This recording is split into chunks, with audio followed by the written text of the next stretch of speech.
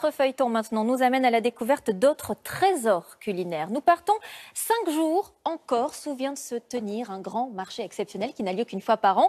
On y trouve exclusivement des produits typiques de l'île et nous allons découvrir tout le travail qui se cache derrière, souvent en famille. Saveurs corsées, c'est avec Laurence Decherf, Baptiste Rimbert et Hélène Possetto.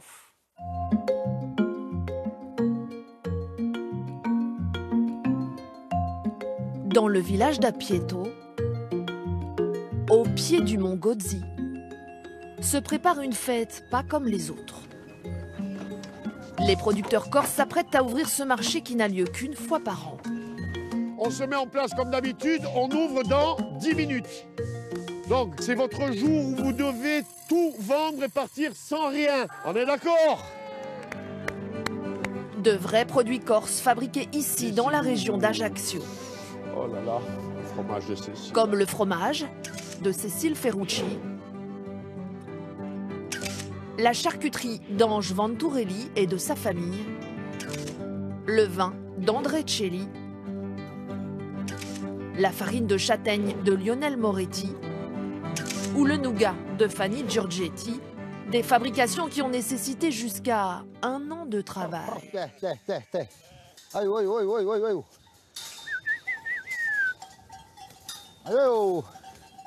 Dans cette ferme d'Apieto, les brebis rentrent pour la traite du soir. Tous les 2 jours, Cécile Ferrucci transforme le lait en fromage. Mais les brebis, c'est son mari Alain qui s'en occupe. C'est des brebis corses qui sont rustiques, qui sont adaptées à leur relief. Climat aussi, très important le climat parce que bon, il fait beau, il fait mauvais. Et en général, elles restent dehors. Elles restent dehors la nuit, pâturage, mise bas aussi. Lui aussi a fait du fromage, une tradition familiale depuis 4 générations. C'est ma mère qui m'a appris à faire le fromage, mon oncle aussi, et moi ça m'a plu de suite. Moi j'arrivais le soir du travail, je faisais de la traite et je me mettais à faire le fromage, je finissais même à minuit, 11h du soir, il n'y a pas de problème.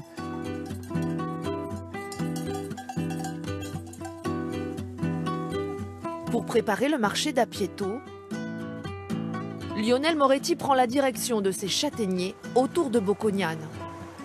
On essaye de recommencer à ramasser, à exploiter, parce qu'à une certaine période, ça s'était perdu. Les châtaigneraies ont été abandonnées. Objectif, ramasser les dernières châtaignes de l'année pour en faire de la farine. Tous les châtaigniers ont toujours été plantés souvent en pente, dans des terrains qui ne sont pas trop accessibles.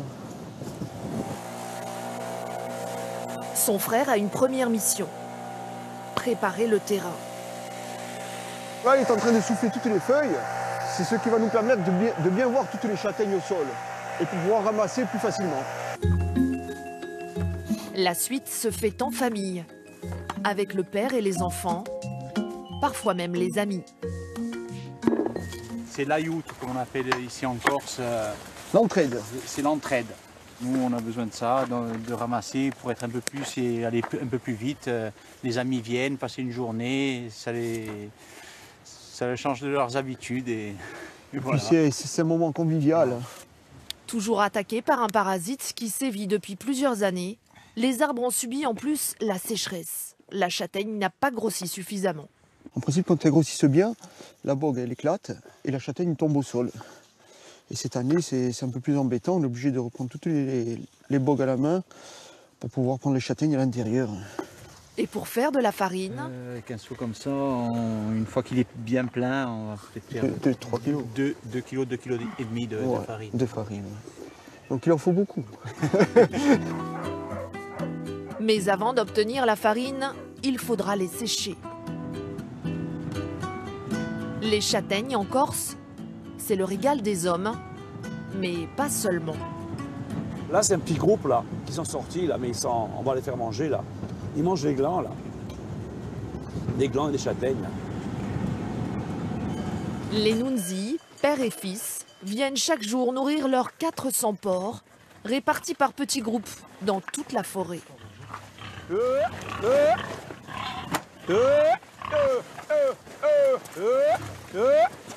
Mais qu'est-ce que vous faites là? Et bien là, Il faut qu'ils viennent les autres, hein, pour qu'ils mangent. Hein. On les appelle.